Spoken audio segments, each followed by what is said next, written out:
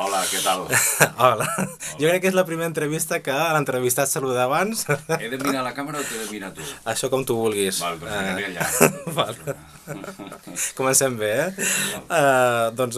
Moltes gràcies a Òscar Andreu Fernández per rebre'ns aquí a casa teva, no?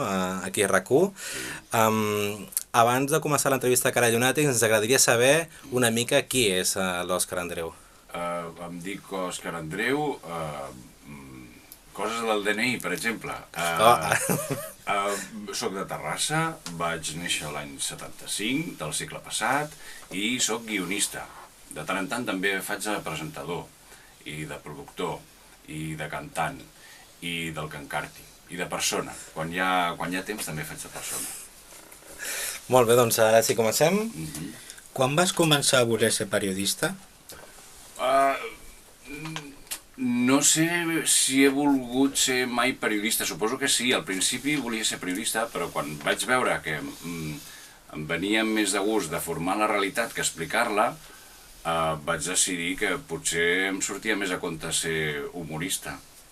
Això va passar de molt petit, no ho sé, et mentiria, 7, 8, 9 anys, alguna cosa així va passar.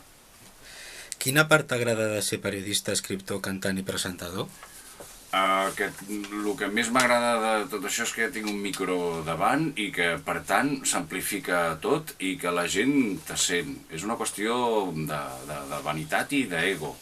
El cantant té el micro davant, el periodista té el micro davant, no sé què més coses faig, però sí, la qüestió és expressar-me. Sempre he tingut com una certa necessitat d'expressar-me. Com va sorgir la idea de fer política i humor amb l'Òscar Dalmau? No hi havia una altra persona i, bueno, aquest ros que em posin el de les ulleres grosses i era l'Òscar Dalmau. Ens hi vam trobar, els dos veníem de fer ràdio lliure, jo venia de Radio Caos, a Terrassa, l'Òscar havia fet molta ràdio també a Sants, a la Ona de Sants, i a tots dos ens agrada l'humor i tenint en compte que som catalans no se'ns va acudir una altra cosa que fer humor polític, sàtira, una mica fer befa de la gent que tenim per sobre, que és molta. Alguna pregunta més? Per aquí? Jo. Endavant. Com et definiries com a cantant? Com a cantant, pèssim. Molt bona persona, però com a cantant, pèssim. Necessito molta reverb perquè no es noti que ho faig regular, entre 5 i 5.3 Va. de 10. Ens podries explicar una mica de què van els llibres que has publicat? Els llibres que he publicat van una mica d'algú que s'assembla a mi. El primer és una novel·la i el segon són contes. Però bàsicament tots expliquen la mateixa història, de diverses maneres. Alguna vegada has rebut comentaris sobre qui has dit del govern del torn? Si he rebut comentaris, crítiques... Si alguna vegada has rebut comentaris sobre el que has dit per part del govern del torn? No, per part del govern de torn no. Tenen altres maneres d'expressar-se. Moltes vegades no cal ni que parlin. Són poderosos, els poderosos no cal que obrin la boca, perquè perden força obrint la boca. Tenen altres maneres molt més complexes de censurar. Vale, moltes gràcies. Gràcies a tu. Com et vas sentir quan vas sortir per primer cop a la televisió i què t'agradava fer més, ràdio o televisió? M'agrada molt fer ràdio, m'interessa fer televisió i com em vaig sentir quan vaig fer televisió per primer cop? Em vaig sentir amb 5 quilos més perquè la televisió engreixa i em vaig sentir més vell i em vaig sentir també més exposat. D'acord? És a dir, perquè et mira la gent i a la ràdio et pots amagar darrere el micro, pots fer així, però a la tele no pots amagar, hi ha la càmera, m'entens? I una mica de respecte. Quins són els teus projectes musicals i literaris?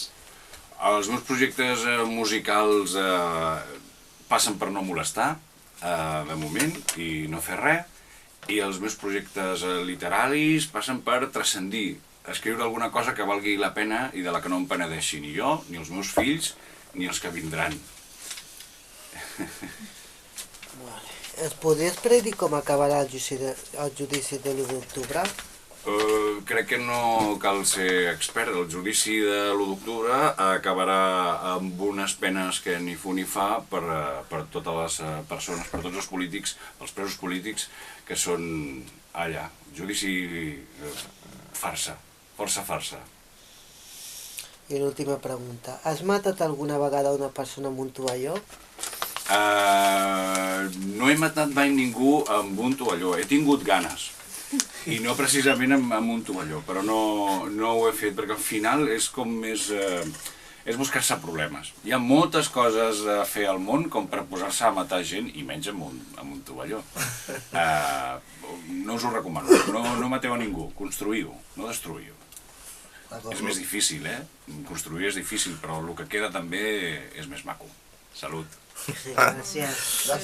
Moltes gràcies, Òscar. Abans d'acabar l'entrevista i ja per posar la cirereta al pastís, recomana'ns alguna cançó i digue'ns per què aquesta cançó és important o ha estat important a la teva vida. Més que la meva vida, no sé si fa un estiu o dos vaig descobrir una cançó del Renaldo i Clara, que són un grup de Lleida.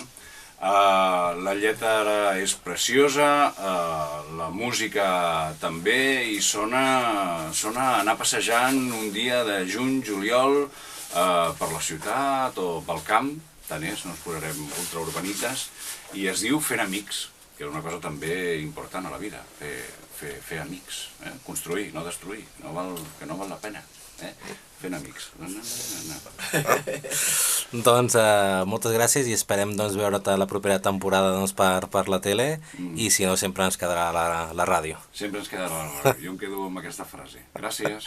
A tu. Adéu. Adéu.